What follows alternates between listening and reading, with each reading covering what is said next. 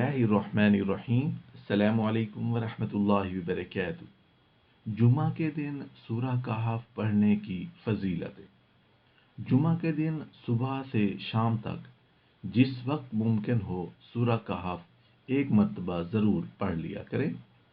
ये अख्तियार है, सुबह को या शाम को जिस वक्त चाहे मकान में या मस्जिद में जिस जगह सहूलत मौका मिल जाए पढ़ लिया करें।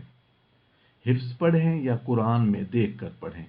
हज़रत इब्न उमर रज़ियल्लाहु अन्हु रसूल करीम सल्लल्लाहु अलैहि वआलिहि वसल्लम का इरशाद नकल करते हैं कि जो शख्स जुमा के दिन सूरह कहफ पढ़ेगा उसके लिए क़यामत के दिन ऐसी रोशनी होगी जो उसके कदम के नीचे से आसमान तक बुलंद होगी। सुबहान अल्लाह।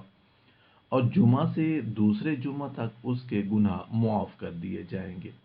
दूसरी हदीस में उसके पढ़ने के मकाम से मक्का तक या एक जुमा से दूसरे जुमा तक रोशनी हासिल होना मज़कूर है। इमाम गज़ाली रहमतुल्लाह अलैह ने एक रिवायत में मज़ीद फजीलत ज़िक्र की है कि सूरह कहफ पर पढ़ने वाले पर 70,000 फरिश्ते दुआए रहमत करते रहते हैं और दर्द और पेट के फोड़े और ज़ातुल जनब और बर्स और जज़ाम और दज्जाल के फितने से महफूज रहता है। कई हदीसों में सूरह कहफ की शुरू या आखिरी की 10 आयत पढ़ने पर फितने दज्जाल से महफूज होने का जिक्र भी है।